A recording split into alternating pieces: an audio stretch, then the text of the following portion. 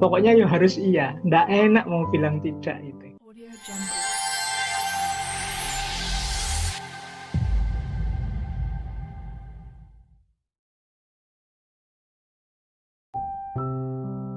Nggak bisa bilang tidak. Jadi kalau teman yang minta, kalau dia yang minta, kalau pokoknya ya harus iya. Nggak enak mau bilang tidak itu. Itu ciri pertama sudah. Kalau kita berat sekali mengatakan tidak, padahal sebenarnya ya kita nggak setuju sih. Tapi ya gimana lagi, wong ya teman, ya sudahlah, oke sajalah. Itu berarti kita nggak bisa bilang tidak. Saya tahu dia salah, saya tahu dia keliru, tapi ya mau gimana lagi? Wong ya sahabat sudah lama berteman, oke lah, setuju sajalah. Ini namanya nggak bisa bilang tidak. Yang kedua, cirinya adalah rendah diri. Nah, ini biasanya di tengah kelompok kita, mungkin isinya orang-orang yang menurut kita pinter-pinter lah, ahli-ahli lah, jago-jago lah, entah dalam bidang apa. Dan kita merasa kita ini yang paling kecil di situ. Kita ini yang paling tidak punya kemampuan apa-apa. Kita ini yang tidak punya keistimewaan apa-apa. Ya sudahlah, monggo saja yang pinter-pinter yang memutuskan. Saya manut saja. Nah, kita kan sering begini. Silahkan saja yang ahli-ahli sana memutuskan. Saya tak ikut saja. Nah, kita sering begini. Ini hati-hati, kalau tidak hati-hati kita jatuh pada people pleaser ini. Ada nada kita tidak percaya diri, kita merendahkan diri kita sendiri. Padahal mungkin ya kita punya pikiran-pikiran bagus loh. Mungkin pendapat kita mungkin bisa jadi alternatif loh. Tapi kita merasa tidak mampu. Kita merasa tidak bisa. Pokoknya saya ikut sajalah, diputuskan apa. Ini people pleaser. Kadang-kadang kalau dua orang yang sama-sama punya mental people pleaser ketemu, itu tidak putus-putus masalah itu. Jadi kalau sedang rapat atau sedang diskusi, enaknya gimana? Wah, saya ikut sajalah. Saya juga ikut saja, monggo, enaknya gimana? Saya juga ikut saja. Akhirnya tidak jalan-jalan. Diajak makan yang satu terserah saja mau makan di mana, yang satu juga begitu, ya saya juga terserah lah, monggo enaknya di mana. Silahkan yang memutuskan. Anda bapak saja, tidak jalan. Semuanya ingin menyenangkan temannya. Ya dari sisi indahnya pergaulan sampai level tertentu bagus, tapi hati-hati nanti kalau sudah terlalu dalam people pleasure ini. Apalagi sampai yang ketiga ini, misalnya selalu setuju dengan pendapatnya orang lain, mengabaikan pendapatnya sendiri hanya untuk menghindari perdebatan. Nah, kita mungkin tahu bahwa temanku ini salah, pendapatnya seperti ini, menurutku tidak cocok. Aku ngerti sendiri yang benar itu seperti ini. Tapi nanti kalau saya sampaikan mesti debat, mesti rame, ini gegeran. Tidak usahlah, daripada rame nanti persahabatan kita retak nanti. Sudahlah, biar saja. Ini kemungkinan kita sudah ada gejala-gejala people pleaser tadi. Selalu setuju dengan pendapatnya orang lain meskipun kita tidak setuju. Padahal mungkin kalau kita sampaikan pendapat kita, bisa jadi teman kita juga bisa berpikir dua kali tentang pandangannya yang kita anggap keliru. Tapi karena kita diam saja, ya akhirnya tidak ada perubahan apa-apa. Ya benar sih, tidak ada perdebatan, tidak ada permusuhan, tapi yang salah tetap salah, yang keliru, keliru terus. Nah, ini tanda yang ketiga. Semoga kita mulai hari ini agak waspada agar tidak jatuh pada sindrom people pleaser ini. Terus merasa bertanggung jawab terhadap perasaannya orang lain. Jadi kita itu merasa bersalah sekali kalau orang misalnya ya tersinggung dengan kita. Wah, saya menyinggung perasaannya, tidak enak ini. Padahal mungkin teman kita saja yang agak terlalu sensitif. Nah, perasaan-perasaan rasa tidak enak terus di hadapan teman itu another sign. Jadi ciri-ciri, tanda-tanda kemungkinan kita punya karakter people pleaser ini. Kita merasa bertanggung jawab terus terhadap kondisi, perasaan teman-teman, orang-orang di sekeliling kita.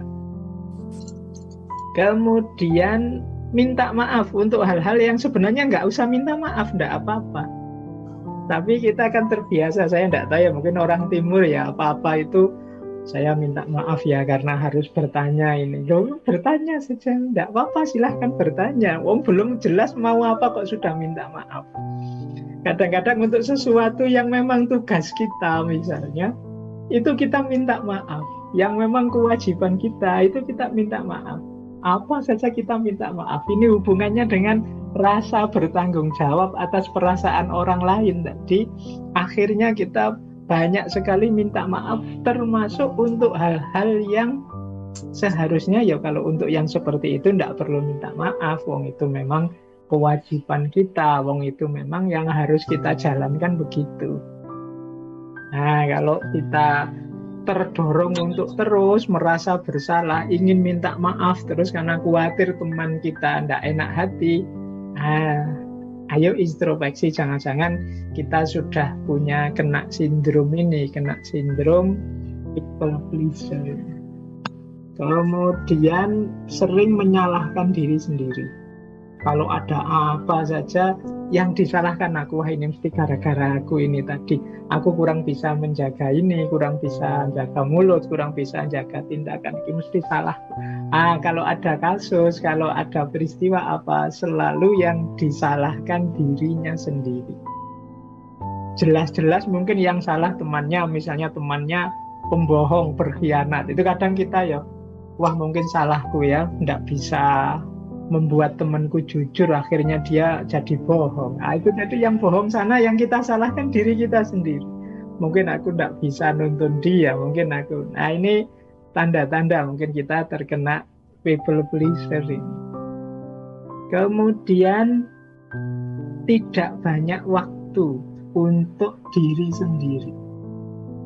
Tidak punya banyak waktu luang untuk diri kita sendiri. Ya, ini kemungkinan karena kita sibuknya mikir perasaan orang lain. Kita sibuk berpikir bagaimana orang menanggapi aku. Aku ini sudah cocok apa tidak di depan dia, di depan mereka. Ini membuat kita kehabisan waktu untuk diri kita sendiri. Ciri selanjutnya, kita membutuhkan pujian. Kita merasa lega kalau kemudian teman kita, wah kamu ini orang membantu sekali dalam hal ini. Wah, aku bangga sekali punya teman seperti kamu. Aku senang sekali. Nah, kita menunggu-nunggu ini sebenarnya sejak tadi. Pengakuan bahwa kita itu berharga di depan dia, di depan mereka. Yang kita orientasikan dalam hidup kita itu ya pengakuan ini tadi, pengakuan, pujian dari orang lain kepada diri kita.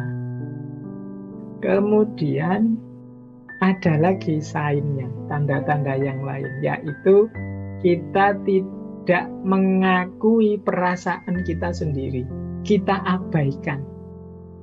Jadi karena kita anggap tidak penting. Aku sedih, tidak masalah. Aku tersakiti, tidak masalah. Aku tersinggung, tidak masalah. Asal orang lain suka padaku. Nah ini tanda-tanda kita sudah terkena sindrom people pleaser tadi. Tidak ngakui, mengabaikan perasaan sendiri. Kemudian siap pokoknya membantu apapun untuk teman. Tapi dia sungkan, dia tidak enak, dia segan kalau mau dibantu orang. Dia khawatir merepotkan, dia khawatir menyusahkan orang.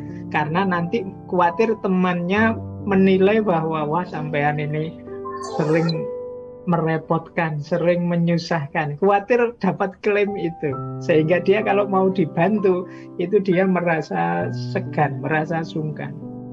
Kalau bisa ya aku saja yang bantu terus, biar aku positif terus di depan mereka. Dan yang selanjutnya mungkin jadi tanda-tanda seorang people pleaser itu selalu ingin menghindari konflik. Jadi kalau bisa nyaman terus, rukun terus dengan sesama, meskipun saya harus berkorban perasaan, berkorban waktu untuk diriku sendiri, meskipun saya harus uh, selalu setuju dan menghindari perdebatan, tidak masalah, yang penting tidak ada konflik, aku tetap diakui dan dihargai di tengah masyarakat, di tengah lingkunganku. Nah, inilah antara lain tanda-tanda bahwa kita ini punya gejala people pleaser.